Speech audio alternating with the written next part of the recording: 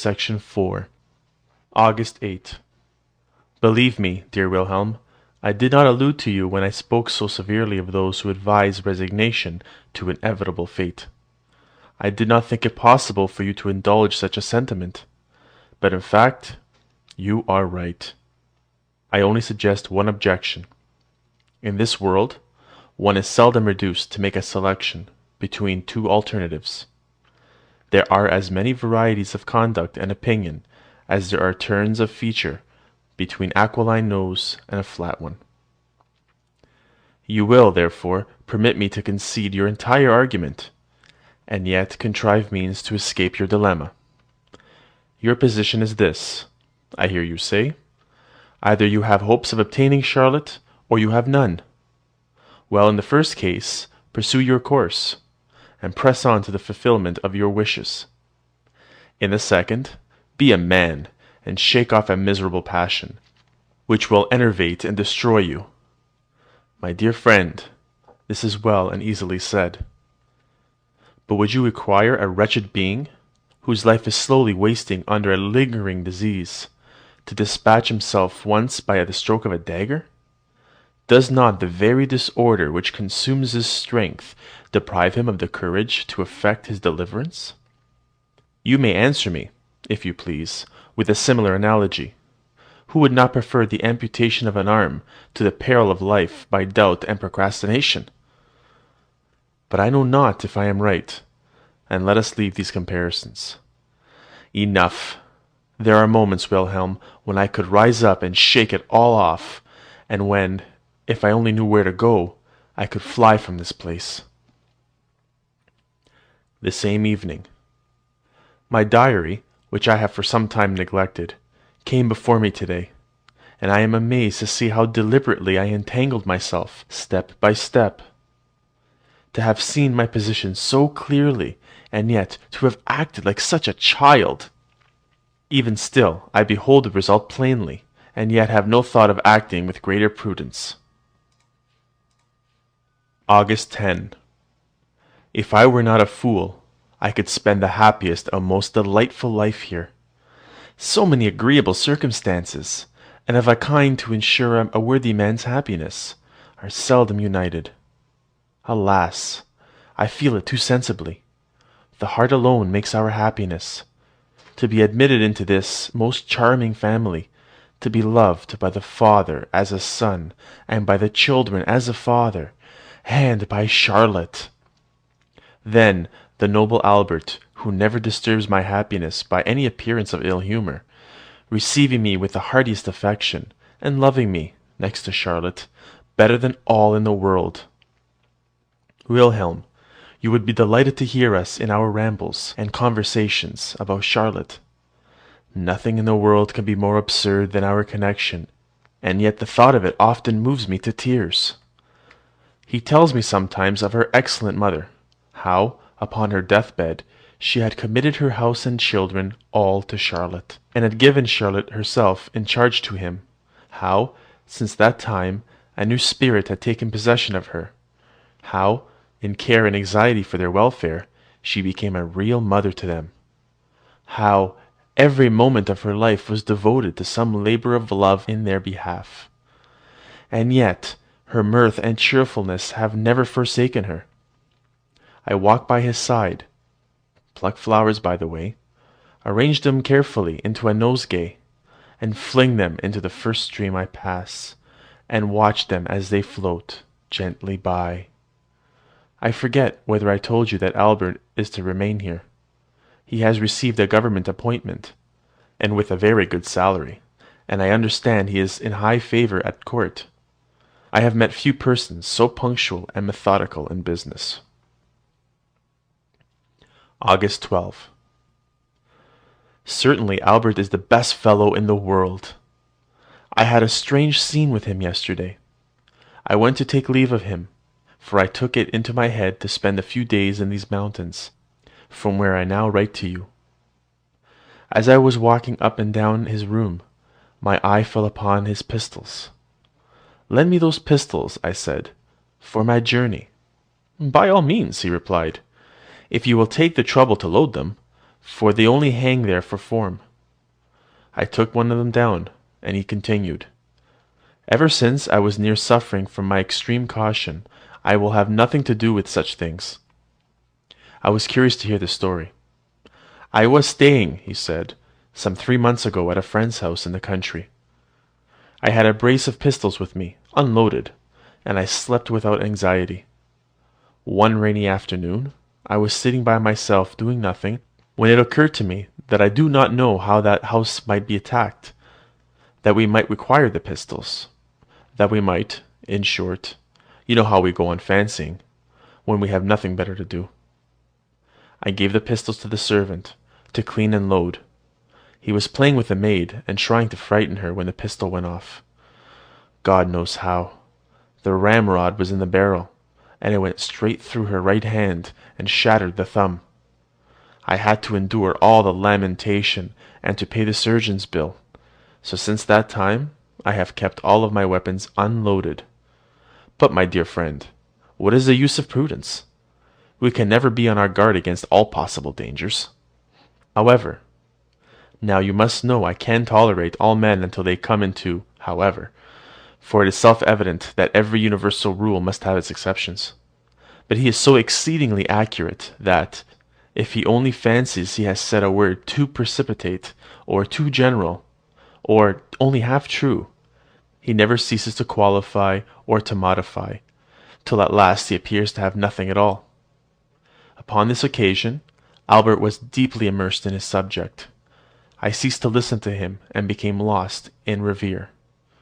With a sudden motion, I pointed the mouth of the pistol to my forehead, over the right eye. "What do you mean?" cried Albert, turning back the pistol. "It is not loaded," I said. "And even if not," he answered with impatience, "what can you mean? I cannot comprehend how a man can be so mad as to shoot himself, and the bare idea of it shocks me." "But why should anyone," I said, "in speaking of an action, venture to pronounce it mad, or wise, or good, or bad? What is the meaning of all this? Have you carefully studied the secret motives of our actions? Do you understand? Can you explain the causes which occasion them, and make them inevitable? If you can, you will be less hasty with your decision." "But you will allow," said Albert, "that some actions are criminal, let them spring from whatever motives they may." I granted it, and shrugged my shoulders. "But still, my good friend," I continued, "there are some exceptions here too. Theft is a crime, but the man who commits it from extreme poverty, with no design but to save his family from perishing, is he the object of pity, or that of punishment? Who shall throw the first stone at a husband, who, in the heat of just resentment, sacrifices his faithless wife and her perfidious seducer? Or at the young maiden who, in her weak hour of rapture, forgets herself in the impetuous joy of love? Even our laws, cold and cruel as they are, relent in such cases, and withhold their punishment." "That is quite another thing," said Albert, "because a man under the influence of violent passion loses all his power of reflection, and is regarded as intoxicated or insane." "Oh, you people of sound understandings," I said, smiling, "are ever ready to exclaim extravagance and madness and intoxication. You moral men are so calm and so subdued. You abhor the drunken man and detest the extravagant. You pass by like the Levite, and thank God, like the Pharisee, that you are not like one of them. I have been more than once intoxicated.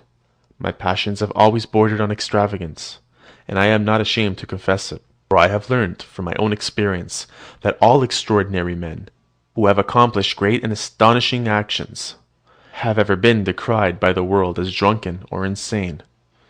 And in private life, too, is it not intolerable that no one can undertake the execution of a noble or generous deed without giving rise to the exclamation that the doer is intoxicated or mad?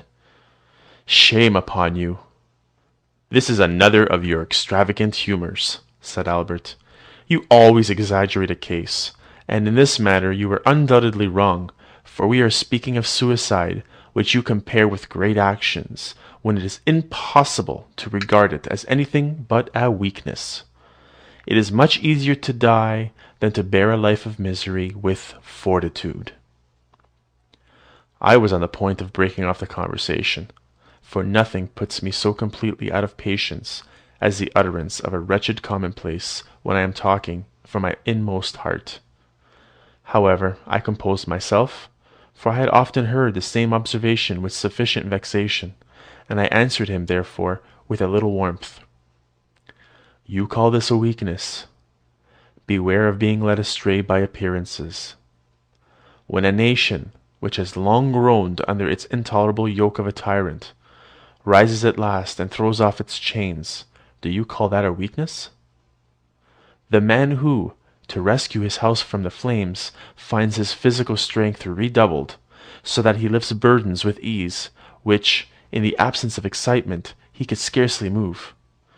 He who, under the rage of an insult, attacks and puts to flight half of a score of his enemies, are such persons to be called weak? My good friend, if resistance be strength, how can the slightest degree of resistance be a weakness? Albert looked steadfastly at me and said, Pray forgive me, but I do not see that the examples that you have adduced bear any relation to the question. Very likely, I answered, for I have often been told that my style of illustration borders a little on the absurd. But let us see if we cannot place the matter in another point of view, by inquiring what can be a man's state of mind who resolves to free himself from the burdens of life. A burden often so pleasant to bear, for we cannot otherwise reason fairly upon the subject. Human nature, I continued, has its limits. It is able to endure a certain degree of joy, sorrow, and pain, but becomes annihilated as soon as this measure is exceeded. The question, therefore, is not whether a man is strong or weak, but whether he is able to endure the measure of his sufferings. The suffering may be moral or physical, and in my opinion it is just as absurd to call a man a coward who destroys himself, as to call a man a coward who dies of a malignant fever.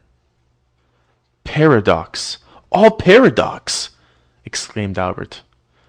Not so paradoxical as you imagine, I replied. You allow that we designate a disease as mortal, when nature is so severely attacked, and her strength so far exhausted that she cannot possibly recover from her former condition under any change that may take place.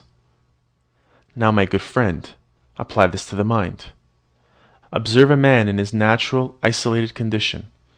Consider how ideas work, and how impressions fasten upon him, till at length a violent passion seizes him, destroying all his powers of calm reflection, and utterly ruining him. It is in vain that a man of sound mind and cool temper understands the condition of such a wretched being. In vain he counsels him. He can no more communicate his own wisdom to him than a healthy man can instill his strength into an invalid, by whose bedside he is seated. Albert thought this too general. I reminded him of a girl who had drowned herself a short time previously, and I related her history. She was a good creature, who had grown up in the narrow sphere of household industry and weekly appointed labour, one who knew no pleasure beyond indulging in a walk on Sundays, arrayed in her best attire, accompanied by her friends, or perhaps joined in the dance now and then at some festival, and chatted away her spare hours with a neighbour, discussing the scandal or the quarrels of the village, trifles sufficient to occupy her heart. At length, the warmth of her nature is influenced by certain new and unknown wishes.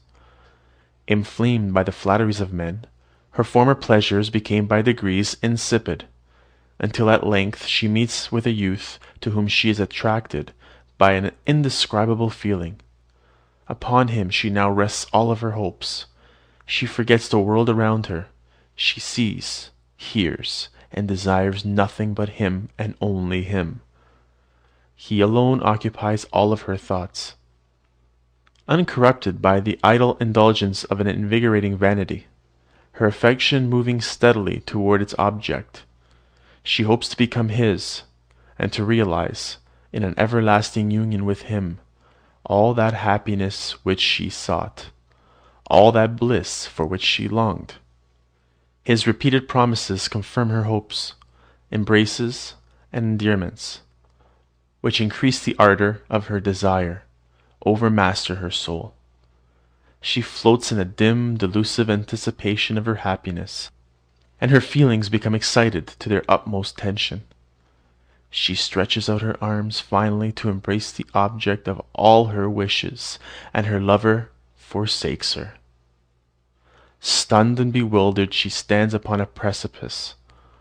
All this darkness around her, no prospect, no hope, no consolation, forsaken by him in whom her existence was centred. She sees nothing of the wide world before her, thinks nothing of the many individuals who might supply the void in her heart. She feels herself deserted, forsaken by the world, and, blinded and impelled by the agony which wrings her soul, she plunges into the deep, the end of her suffering in the broad embraces of death. See here, Albert, the history of thousands, and tell me, is this not a case of physical infirmity? Nature has no way to escape from the labyrinth. Her powers are exhausted. She can contend no longer, and the poor soul must die. Shame upon him who can look on calmly and exclaim, "The foolish girl! She should have waited. She should have allowed time to wear off the impression. Her despair would have been softened, and she would have found another lover to comfort her." One might as well say, the fool to die of a fever. Why did he not wait till his strength was restored, till his blood became calm? All would then have gone well, and he would still be alive now. Albert, who could not see the justice of the comparison, offered some further objections, and amongst others urged that I had taken the case of a mere ignorant girl. But how any man of sense, of more enlarged views and experience, could be excused, he was unable to comprehend. "My friend," I exclaimed, "man is but man, and whatever be the extent of his reasoning powers, they are of little avail when passion rages within, and he feels himself confined by the narrow limits of nature. It were better, then, but we will talk of this some other time," I said, and caught up my hat. Alas, my heart was full, and we parted without conviction on either side. How rarely in this world do men understand each other! August 15. There can be no doubt that in this world nothing is so indispensable as love. I observed that Charlotte could not lose me without a pang, and the very children have but one wish, that is, that I should visit them again tomorrow. I went this afternoon to tune Charlotte's piano, but I could not do it, for the little ones insisted on my telling them a story, and Charlotte herself urged me to satisfy them. I waited upon them at tea, and they are now as fully contented with me as with Charlotte, and I had told them my very best tale of the princess who was waited upon by dwarfs. I improve myself by this exercise, and am quite surprised at the impression my stories create. If I sometimes invent an incident which I forget upon my next narration, they remind one directly that the story was different before, so that I now endeavour to relate with exactness the same anecdote in the same monotonous tone which never changes. I find by this how much an author injures his work by altering them, even though they are improved in a poetic point of view. The first impression is readily received. We are so constituted that we believe the most incredible things, and, once they are engraved upon memory, woe to him who would endeavour to erase them. August 18. Must it ever be thus, that the source of our happiness must also be the fountain of our misery? The full and ardent sentiment which animated my heart with the love of nature, overwhelming me with a torrent of delight, and which brought all the paradise before me, has now become an insupportable torment, a demon which perpetually pursues and harasses me. When in days gone by I gazed from these rocks upon yonder mountains across the river, and upon the green flowery valley before me, and saw all the nature budding and bursting around. The hills clothed from foot to peak with tall, thick forest trees, the valleys in all their varied windings, shaded with the loveliest woods, and the soft river gliding all amongst the lisping reeds, mirroring the beautiful clouds which the same evening breeze wafted across the sky. When I heard the groves about me melodious with the music of birds, and saw the million swarms of insects dancing in the last golden beams of the sun, whose setting rays awoke the humming beetles from their grassy beads, whilst the subdued tumult around directed my attention to the ground, and I there observed the arid rock compelled to yield nutriment to the dry moss, whilst the heath flourished upon the barren sand below me. All this displayed to me the inner warmth which animates all nature, and filled and glowed within my heart. I felt myself exalted by this overflowing fullness to the perception of the Godhead, and the glorious forms of the infinite universe became visible to my soul. Stupendous mountains encompassed me, abysses yawned at my feet, and cataracts fell headlong down before me. Impetuous rivers flowed through the plain, and rocks and mountains resounded from afar.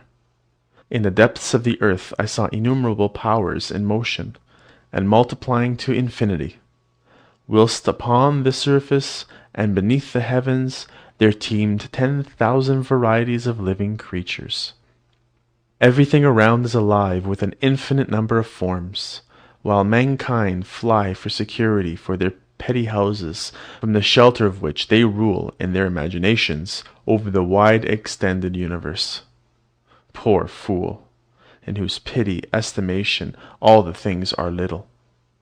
From the inaccessible mountains across the desert which no mortal foot has trod, far as the confines of the unknown ocean, breathes the spirit of the eternal Creator, and every atom to which he has given existence finds favour in his sight.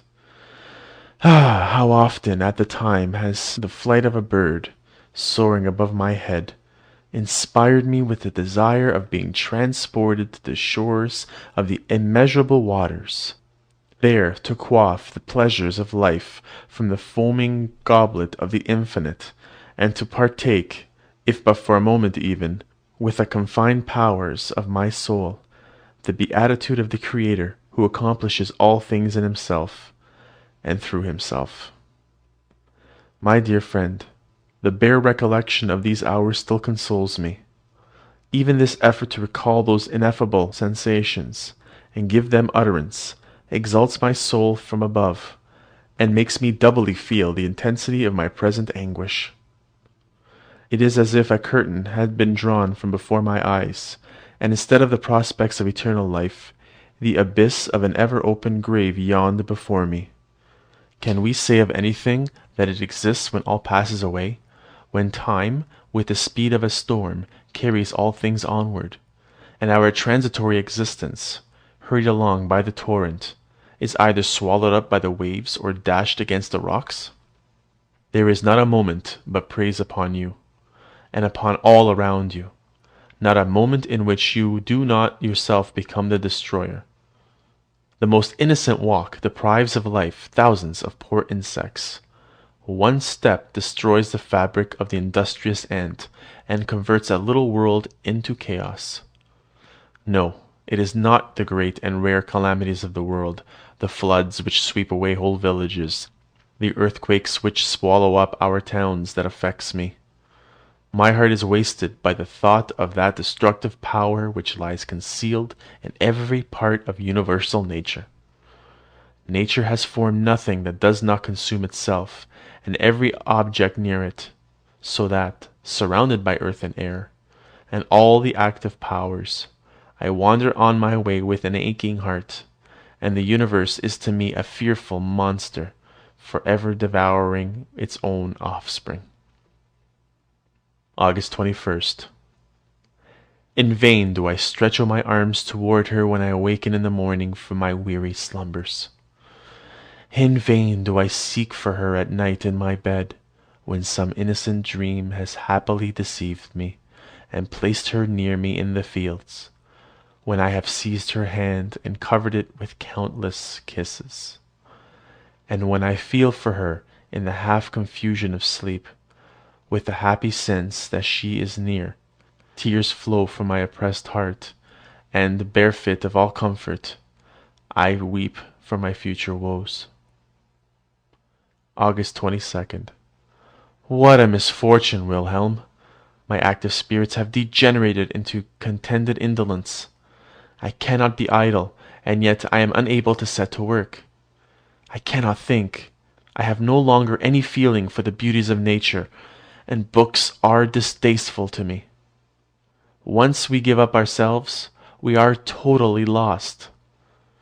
Many a time and oft I have wished I were a common labourer, that, awakening in the morning, I might have but one prospect, one pursuit, one hope for the day which has dawned.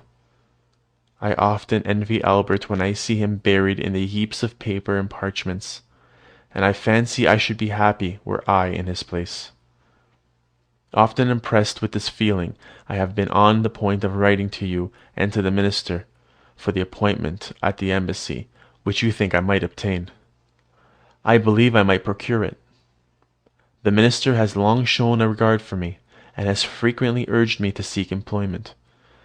It is the business of an hour only. Now and then the fable of the horse recurs to me. Weary of liberty, he suffered himself to be saddled and bridled, and was ridden to death for his pains. I know not what to determine upon. For is not this anxiety for change the consequence of that restless spirit which would pursue me equally in every situation of life? August 28th. If my ills would admit of any cure, they would certainly be cured here. This is my birthday, and early in the morning I received a packet from Albert. Upon opening it, I found one of the pink ribbons which Charlotte wore in her dress the first time I saw her, and which I had several times asked for her to give me. With it were 2 volumes of Wettstein's Homer, a book I had often wished for, to save me the inconvenience of carrying the large Ernstine's edition with me upon my walks. You see how they anticipate my wishes, how well they understand all those little attentions of friendship, so superior to the costly presents of the great, which are so humiliating. I kissed the ribbon 1,000 times, and in every breath inhaled the remembrance of those happy and irrevocable days which filled me with the keenest joy. Such, Wilhelm, is our fate. I do not murmur at it. The flowers of life are but visionary. How many pass away and leave no trace behind? How few yield any fruit? And the fruit itself, how rarely does it ripen? And yet there are flowers enough. And is it not strange, my friend, that we should suffer the little that does ripen to rot, decay, and perish unenjoyed? Farewell. This is a glorious summer. I often climb into the trees in Charlotte's orchard, and shake down the pears that hang in the highest branches. She stands below and catches them as they fall. August 30th. Unhappy being that I am! Why do I thus deceive myself? What is to come of all this wild, aimless, endless passion? I cannot pray except to her. My imagination sees nothing but her. All surrounding objects are of no account, except as they relate to her. In this dreamy state I enjoy many happy hours, till at length I feel compelled to tear myself away from her. Ah, Wilhelm, to what does not my heart often compel me?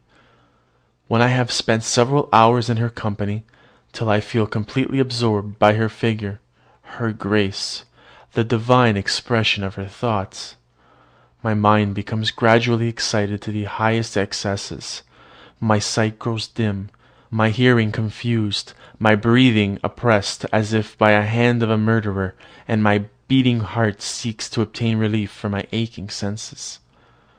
I am sometimes unconscious whether I really exist. If in such moments I find no sympathy, and Charlotte does not allow me to enjoy the melancholy consolation of bathing her hand with my tears, I feel compelled to tear myself from her, when I either wander through the country, climb some precipitous cliff, or force a path through the trackless thicket, where I am lacerated and torn by thorns and barriers, and thence I find relief. Sometimes I lie stretched on the ground, overcome with fatigue and dying with thirst. Sometimes, late in the night, I recline against an aged tree in some sequestered forest, to rest my weary limbs